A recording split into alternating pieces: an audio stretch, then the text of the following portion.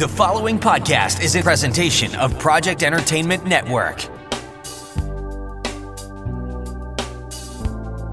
Welcome to the Sample Chapter Podcast, the show where authors read a sample chapter from one of their books.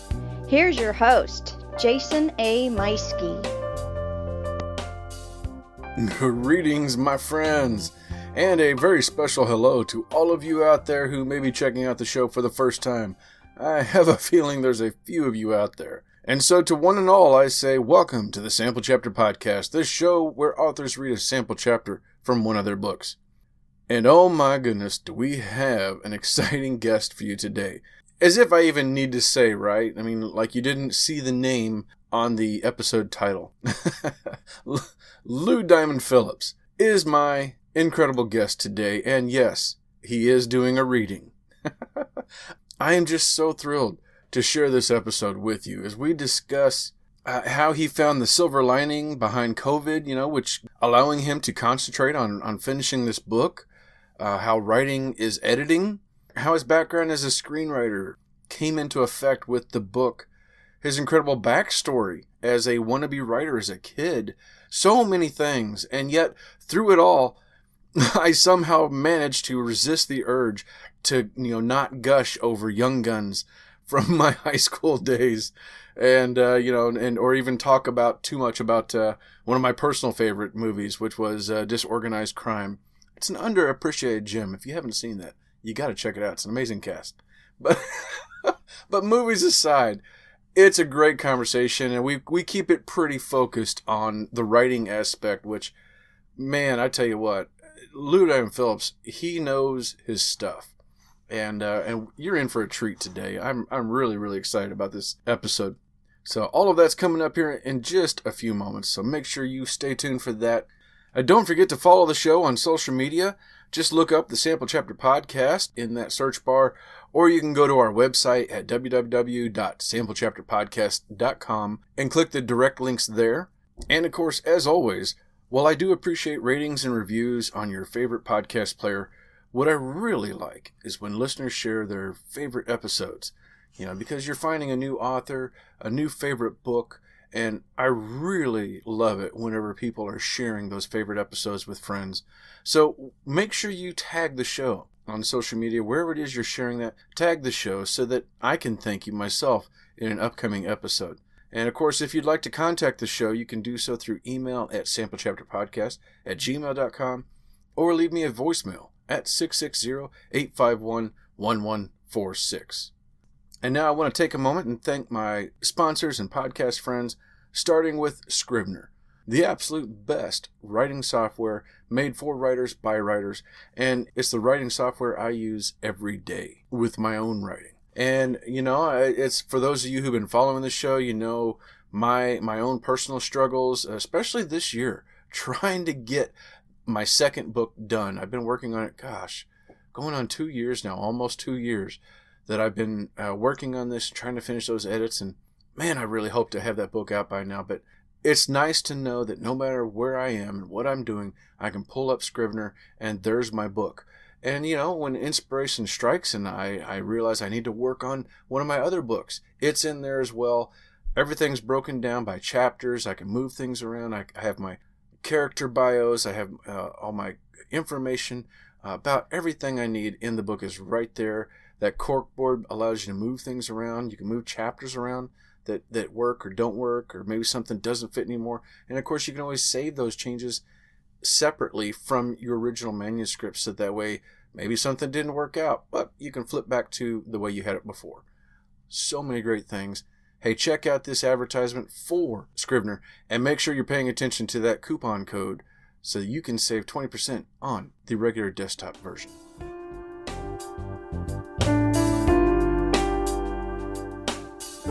Jason here. Hey, I wanted to take a moment and tell you about my favorite writing tool, Scrivener. Now, I know you've heard about Scrivener because their writing software has been embraced by hundreds of thousands of other writers like you and I, from the novice to best-selling novelists. The reason we all use it is because of Scrivener's core concept to bring all the writing tools you use together in a single application. And with tools like automatic backup, character maps, project goals, and let's not forget that amazing corkboard. You can see why I use Scrivener every day. As a bonus for Sample Chapter Podcast listeners, use code CHAPTER for 20% off your desktop version. Scrivener writing software, built by writers for writers. And I want to thank my other sponsor, U-Stor-All, out of Warrensburg, Missouri. With 2 locations and climate control at both locations, they are the premier self-storage facility in the Warrensburg area. Both locations are fully fenced in, gated access. You'll have your own private gate code, 24-hour video surveillance on more than 60 cameras, and all-night lighting with LED lighting. So this is a very clean and green, and I can say it's green because they are solar powered. Hey, check them out online at U-Store-All.net. That is spelled U-S-T-O-R-A-L-L.net. Or give them a call and make sure you tell that manager Mike that Jason said hi. Now I want to take a second and thank Pop Goes the Culture Network, my first podcast network that I became a part of about a year and a half ago. Bunch of great shows over there, about 10 or 12 in all of them pop culture related. Whether you're interested in movies, TV, the clothing, the toys, everything, anything pop culture related from the 70s, 80s, and 90s, it's all in there, including current events, current movie events. So, you want to talk Star Wars or maybe even the latest Marvel movies. When is James Bond ever going to come out again? It's all there at Pop Goes the Culture, including their flagship show, Pop Goes the Culture Podcast, which airs every Friday morning. But I want you to click that link in the show notes so you can get over and find out how to interact with them on Thursday nights when they record their episodes. Lastly, I want to thank Project Entertainment Network, home to more than 35 shows on the network.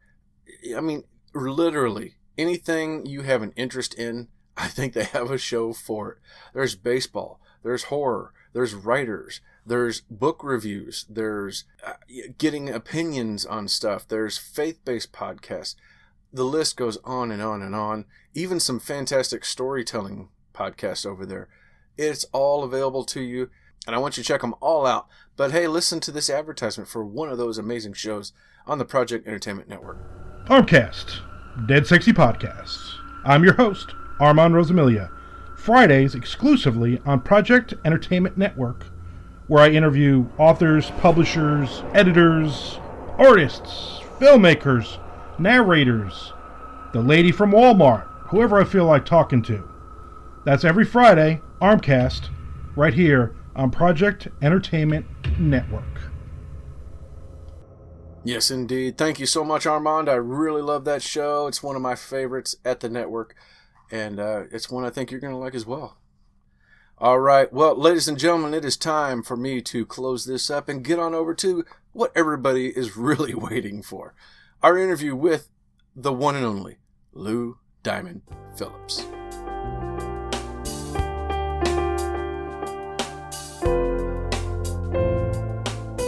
Ladies and gentlemen, welcome back to the Sample Chapter Podcast. Oh my gosh, today I have got a very special guest. My guest really needs no introduction. He's an award-winning actor with movies like La Bamba, Young Guns, Stargate Universe, Longmire, and now Prodigal Son, with more than 30 years of experience, and recently used his screenwriting experience to write his debut novel, The Tinderbox, Soldier of Indira. It is with great pleasure that I welcome to the show Lou Diamond Phillips. Mr. Phillips, welcome to the show. Thank you so much, Jason. Thanks for having me, man. It's funny. Whenever I listen to an introduction, it just makes me tired. 30 years is like, holy moly. Yeah, I've been at this for a while. Yeah, I mean, I remember I was in high school when La Bamba came out, and you just kind of came out of nowhere, and suddenly everybody was like, oh man, I want to be just like this guy. It's like Lou. I want to. Everybody, La Bamba was a huge hit again, and it just kind of took over the world. Yeah, I was really fortunate, and I did come out of nowhere, really. I mean, I was unknown. I didn't have any huge credits. I had a degree in theater. I was working very consistently in the Dallas-Fort Worth film industry and the live theater, scene, and teaching acting actually with Adam Rourke at the Film Actors Lab in Las Colinas. They're just outside of Dallas. So, I mean, it was my dream. It was obviously my career. It's what I was doing. It's not like they found me in a soda shop in a tight t-shirt, but, it was definitely a huge break, and, went to Hollywood after that and, never looked back. Well, first I should check in with you. I want to make sure that you're doing well. You're coping with the pandemic and staying healthy. Yeah, really fortunate. I'm in New York City right now.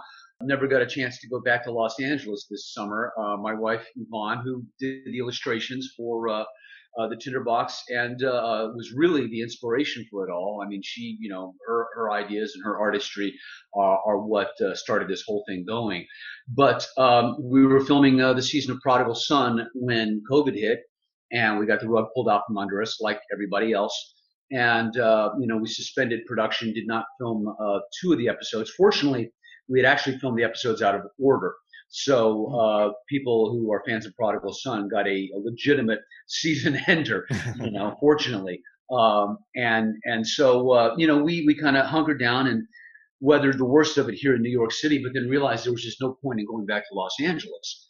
And now, with our season 2 pickup, fortunately, we'll be starting filming again in a month, and knock wood that it all goes well, and that we don't get the plug pulled again. So we'll see. I mean, everybody hopefully is opening up slowly and smartly and doing the right thing so that we can all get past this.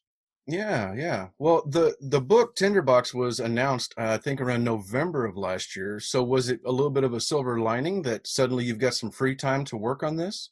It's funny that you mentioned that, but yeah, it's true. I mean, literally when it got announced, I got notes from the editor, Rhett C. Bruno, a very accomplished author in his own right, and the publisher of Athon Books. So I got all of his notes, and it's taken a long time to get to this point. I mean, it took probably 8 years, for me to write the novel. And that's mainly because my day job kept working out. I'd have to act and then go do a TV show or a movie or whatever. And I would literally write in my spare time. But when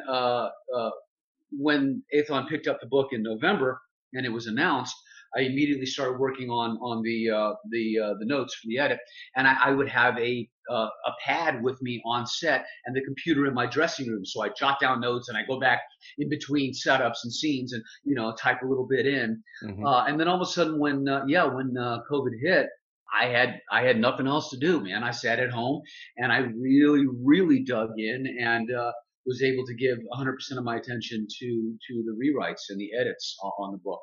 Which, like you said, I mean, is a silver lining. At least I had something to do. I wasn't twiddling my fingers.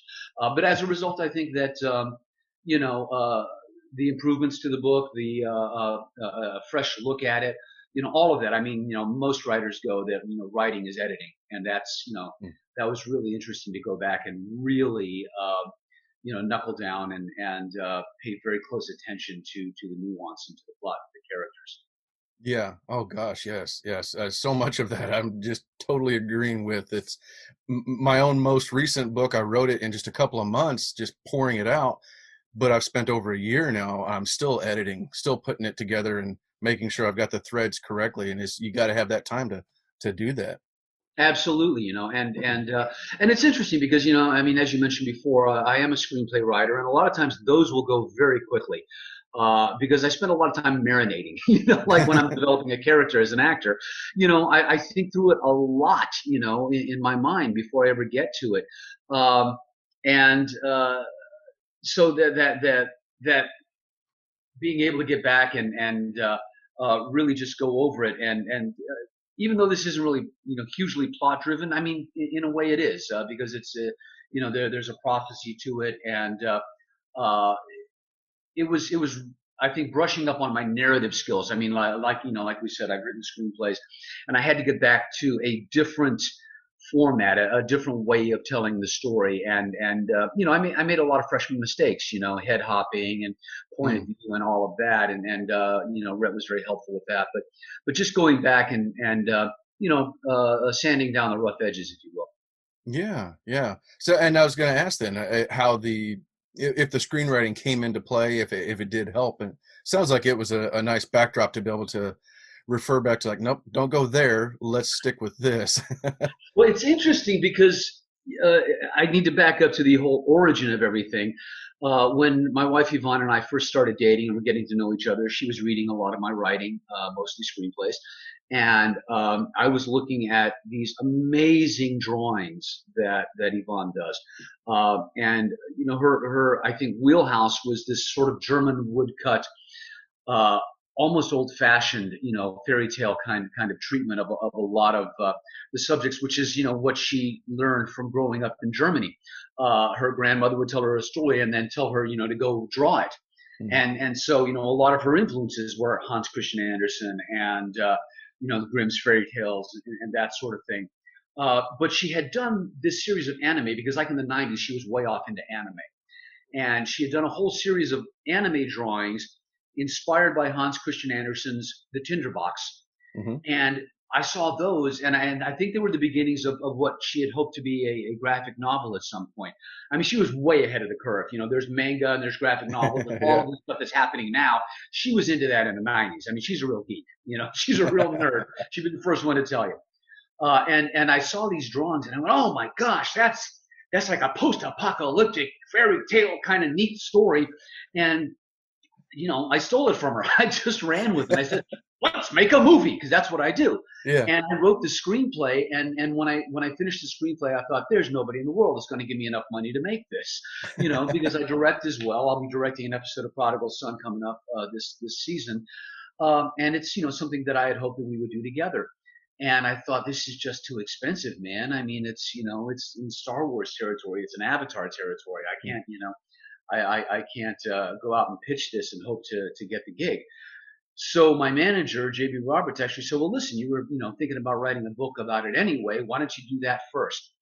And so that's what I did, is I reverse engineered the screenplay into the novel. And what's interesting is that the novel took on a life of its own. It needed to be a book and not just a transcription of a screenplay. So fortunately, the dialogue was all pretty solid. The images I already had in my head, and it was just a matter of describing them. But once you get into the minds of the characters, once you get into the backstory, once you get into all of that stuff that is not necessarily a part of a screenplay, because a screenplay is a blueprint for the cinematographer to take some cues and the production designer to take cues and actors and everybody else. There's all this collaboration. In the novel, you know, I had to create the world completely. And that was a real challenge, but also a real joy, because, you know, that's what I was trying to do, is to create this world and have authorship of it, so to speak, so that, you know, if they buy it out from under me and Spielberg wants to direct, then at least I've established the world, you know? Well, that's awesome, though. And it's really fascinating, because it's all the authors I talk to, there's always, you know, it's like, well, I had a dream and I couldn't get it out of my head and I started writing it down, and, or that's, you know, something from real life. You saw somebody acting a certain way and you started thinking to yourself, well, I wonder why they're acting like that. Oh, they're on a mission for this or that. So, and here you are, you built this book out of a picture that your wife made, and it's incredible. And like you said before, it took you 8 years, and I can't tell you how many authors I've had on here, independent and traditional, but all of them say the same kind of things, like 8 to 10 years for that first book. Yeah. And it's fascinating to hear, even for you yourself, it still took that time to get that first one done. Absolutely. And, you know, the one thing I want to mention really quickly is that, you know, Yvonne has done 30 new illustrations for the book. And so once again, it got reverse engineered. Her original drawings inspired the book, and now the book, you know, has inspired Yvonne to create a very specific, tailor-made set of illustrations, you know, for this novel. And she wasn't always happy about it, because, you know, like I said before, she's a sci-fi nerd and geek, but that's not what she draws.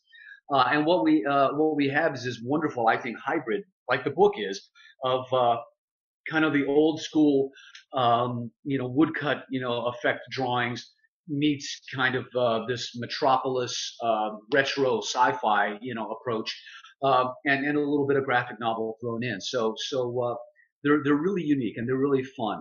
And I think that, you know, what a lot of other authors have talked to you about, that I should make a point of as well, and that, you know, has come up on Twitter, has come up, you know, I mean, everybody thinks, oh, you know, you're Lou Diamond Phillips, you know, you're a well-known actor. of course somebody's going to publish a book. I got a stack of rejection letters, man. Yeah. Seriously, had a friend who submitted to a couple of places, got rejection letters. The agent I have now submitted it to a bunch of places, and it's, and I have to say, Craig Johnson, the author of the Longmire Mysteries, who's a dear friend, he was the first person to encourage me after having read the first chapter when we were doing the series. But, he also tried to, exercise a little influence and when it got turned down a few places, he goes, listen, man, don't give up. It'll land on the right desk. And that's, I took that to heart because it's like, not everything you write is for everybody and not everybody's going to get it. And so you have to have the tenacity and you have to have the discipline to stick with it. And you have to believe in your own talent and what you've done. And for me, I think it's important for people to know that, I didn't make a phone call and next thing I'm a published author. I took a journey just like everybody else. Yeah, yeah. What's incredible about it is this is a work of fiction, which you don't see very often from Hollywood, where actors are putting out books of fiction. I know there are some here and there, but usually it's a memoir of my life, and that always gets picked up. Somebody wants to hear about that. But to have a fiction, let alone a sci-fi like you wrote, I mean, I think that's incredible. Why did you go the sci-fi route? Was it because of the direction it felt from that picture? Yeah, I mean, when I look back at Yvonne's original drawings, there was definitely this sort of, and because it was anime, manga, it had an Asian flair to it, which when you look at Star Wars, that's exactly a lot of touchstones that George Lucas used. The sort of sensei kind of samurai feel to a lot of the costumes and a lot of the production design. And so when I was looking at it, I automatically, was thinking in terms of cinema. I was thinking in terms of a screenplay. And at the time, this was pre-Game of Thrones, by the way, so at the time, fantasy was not as big as it is today. But what was big still, was sci-fi, was, Star Wars, was Avatar, even the Stargates. And I remember I did some of the writing on the screenplay while I was still in the Stargate universe. So in looking at what was going to probably be more marketable on a film level, it seemed appropriate to go after, the sci-fi aspect of the movie. It wasn't intended ever to be a pure sci-fi, kind of film. I mean, it needed to retain its fairy tale roots. And when you read the book, you will see that there is a very large homage to Hans Christian Andersen's original short story, which was a fairy tale, a fable. There are dogs, there is a tree, there is a witch. All of that is a direct lift, but I kind of extrapolated them and given them a totally different feel and set them in a different world. And what we have now is this sort of, we like to call it a science fantasy because it still retains a lot of the fairy tale roots. The interesting thing too is that it's categorized as a YA, and I went, oh, really? Okay, great, wonderful, yeah, I love it. And it's because the heroes are Everson. Our young hero is 19 years old, and Allegra, the princess, is 17 or maybe 18. I can't remember. But so automatically it's this Romeo Juliet story, which puts it into the YA world. Which that's great. I mean, I didn't set out to write a sci-fi novel. I didn't set out to write a YA novel. I set out to tell the story, and then the categorization came later. Yeah, and that happens so much where you're just telling the story and. Yeah, you find out later, like, oh, wow, it's a sci-fi with YA in there, and I mean, it's gonna literally open up a whole new world for you. Oh, absolutely, and I still hope the movie happens one of these days. Absolutely, yes. Well, now, I guess the question everybody's gonna want to know is, will there be more? Do you have sequels in mind? I don't have sequels in mind. I have sequels on my computer. I already started. I've already started. For a long time we thought, oh, okay, there could be a sequel to this and whatever. And I have to say that like I got encouragement from Craig Johnson early on. I got encouragement from my friend Chris Bojelian, who's an amazing author and New York Times bestseller, multiple times. And sort of nothing exceeds like, positive reinforcement. And a lot of the advance reviews for the Tinderbox Soldier of Indira have been very, very positive. And the reception has been very warm. And it's not just the writing, it's the world. A lot of reviewers and a lot of people who have read it really embrace the world and appreciate, the setting of all of this, and said they would like to revisit it. Well, that's all I needed to hear. And there was a thumbnail sketch of an idea of a conflict, that has been on my mind for I don't know, a year and a half now, since doing the edits. But I have to say, once again, it was Yvonne. Yvonne came up with the story for the sequel. And out of left field, it's not something that I was considering. Mm-hmm. And she said, well, what about this? And it was like, oh my gosh. It's like you flipped on the light bulb. I'm like, yeah, that's it, And so yeah, I've been working on the sequel, and it's already in the works, and hopefully we'll see that sometime next year. Now that I've created all of this, and now that I've kind of had a steep learning curve on the first book, hopefully the second one won't take 8 years. Yeah. Well, I just got my the download this morning from Hannah, and I'm looking forward to the rest of my afternoon, splitting up my time between editing and reading that, and sitting down with a cigar and reading it. So I'm looking forward to diving into it. Because that's what a lot of the writing that I'll do is I'll take the dog in New York City. So for the last year, I'll take a cigar and the dog and go sit on a park bench and just sit there and think. And it actually it proves to be a really lovely little think tank, with that cigar. Hey, you know what? There you go, brother. We're on the same page, so to speak. Fantastic. Do you see this being a new part of your career, a new part of your life going forward, with not just the Tinderbox, but maybe other books? Yeah, it's interesting because and I go back to this story every once in a while. When I was about 13 years old, growing up in Texas, and my dad, grew up most of his life in North Carolina and is a transplanted Texan now. As good Navy middle class, dads will do. He said, "Son, what would you like to do for a living?" And I remember I first told him, I said, "Well, I want to be a writer." And he goes, "Well, I was thinking, you might want to do something where you might make a little more money." So I went off and I thought about it, and about a year later I came back and said, "Yeah, I want to be an actor." He goes, "Well, that's not really what I had in mind." But he was very supportive of all the years. But yeah, my first instinct as a kid was to be a writer. And I wrote plays in high school. I wrote plays in college. I wrote I wrote a very, very bad novel in high school that was the Stephen King ripoff. That will never be revisited. But I did write, kind of my Richard Bach, Jonathan Livingston Seagull Illusions kind of book in college, and that was one of the first things that Yvonne ever read. So that one is worth, I think, revisiting at some point.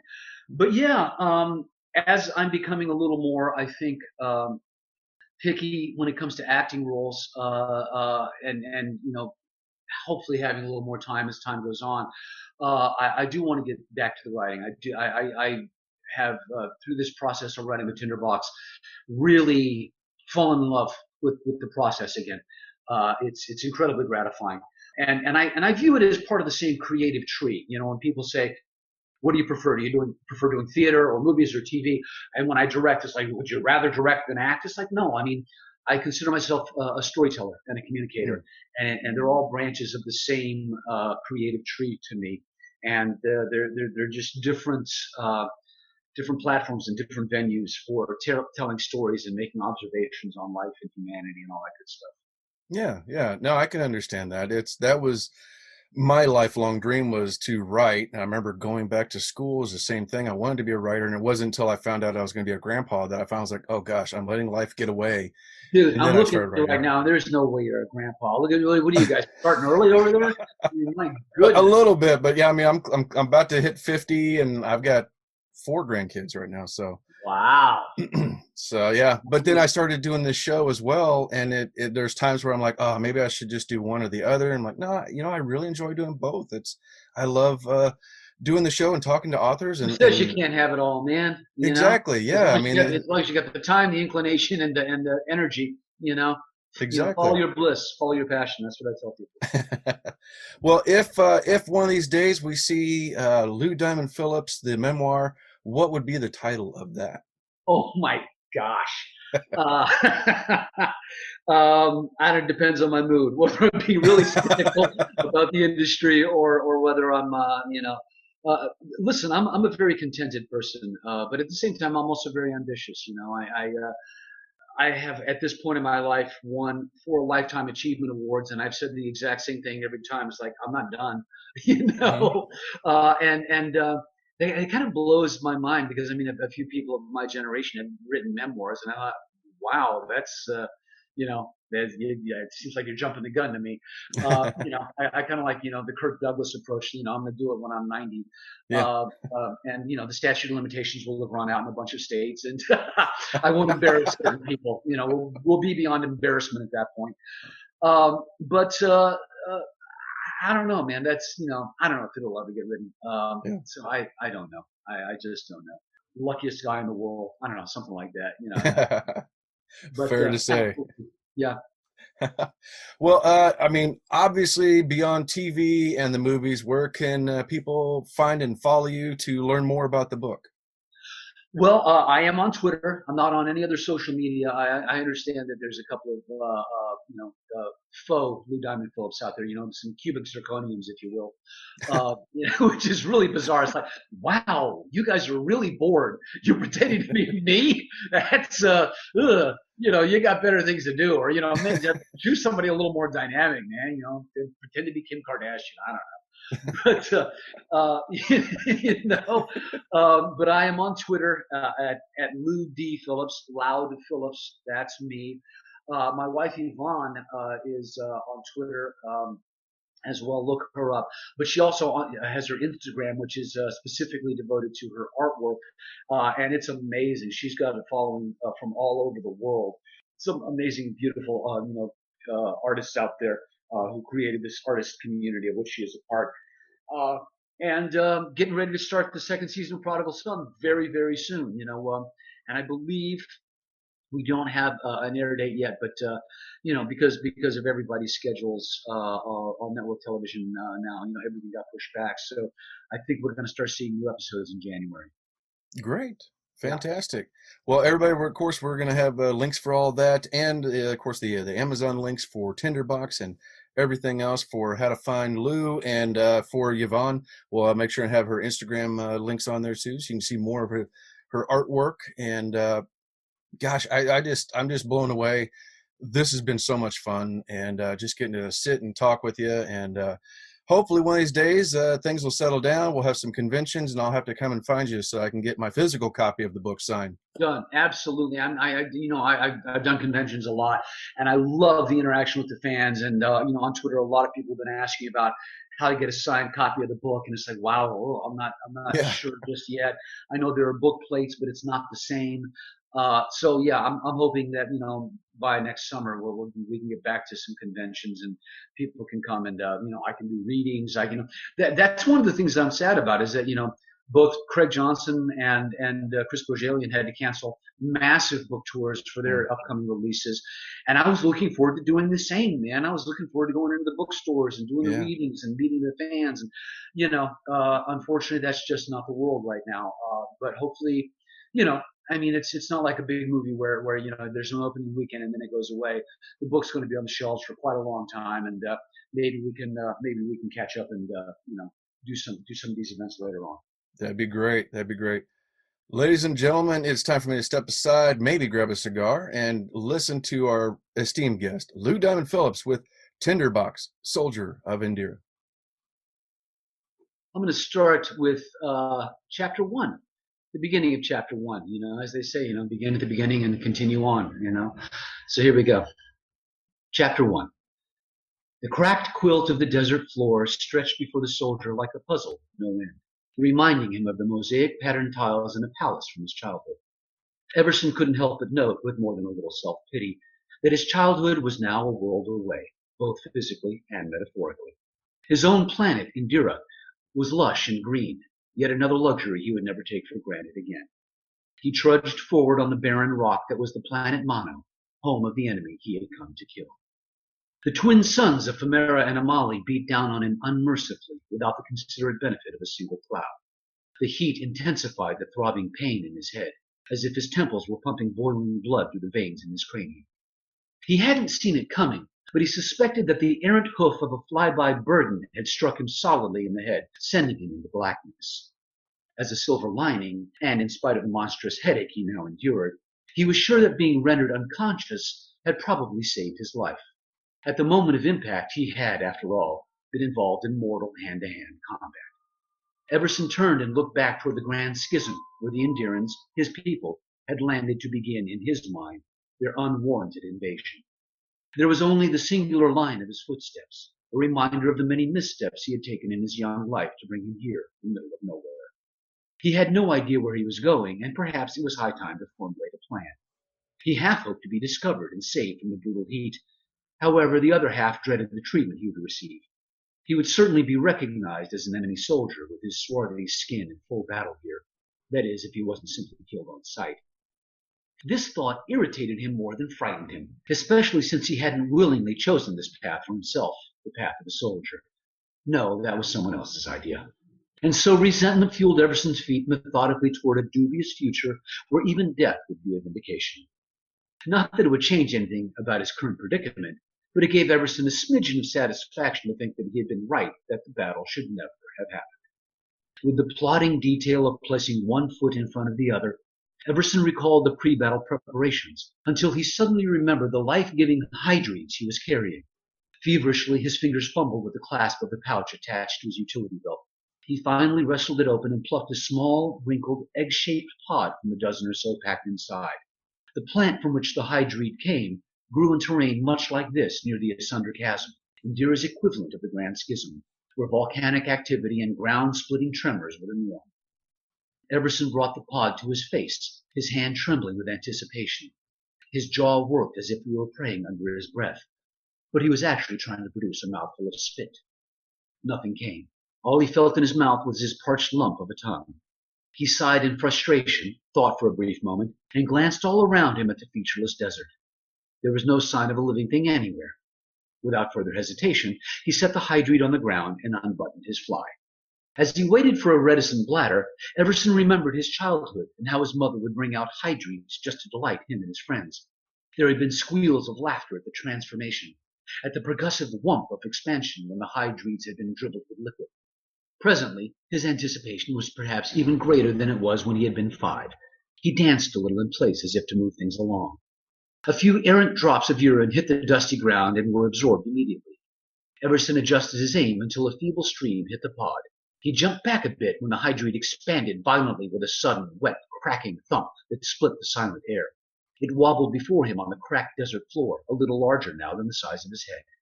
Everson quickly secured his pants and drew the heavy broadsword that he had reclaimed from a fallen comrade. He brought the blade down hard, and the hydride split with a juicy crack. Then he buried his face in it. The spongy pulp disintegrated in his mouth as he practically inhaled the contents, stopping only when his nose hit the solid rind. Dropping the drained husk, he stood for a moment, breathing heavily. He consumed the second half with far less urgency, savoring the green coolness of each swallow as it flowed down his throat. Everson squeezed the remaining pulp over his head and let it run down the nape of his neck and trickle down the crease of his spine. Temporarily quenched, Everson took a moment to close his eyes. He couldn't shut out the alien world, its suns glowing orange through his closed lids. That glare was truth. It was reality. Once again, his mind drifted back to the pre-battle preparations, to the strategic checklist that seemed so simple to achieve. Though Everson had never so much as lifted a finger in battle, he knew in his heart that wars were not so easily won. All right, that was Lou Diamond Phillips reading a sample chapter from his debut novel, Tinderbox, Soldier of Indira. Oh my gosh, I'm loving the book myself. I got an arc of it, but the book's coming out in just 2 days, so you're going to be able to pick up a copy for yourself, and I highly recommend it. And what a great guy. I really enjoyed speaking with him. Hey, click that link in the show notes so you can pre-order a copy for yourself right now, and follow everything else about Lou. Links in there for his wife and her art, which is amazing. The links in the show notes also for our podcast friends and sponsors alike. And hit that subscribe button so you don't miss out here in a couple of days when we're back with return guest from Australia, Liz Butcher. Take care, everybody. We'll see you again real soon. This has been a presentation of the Project Entertainment Network.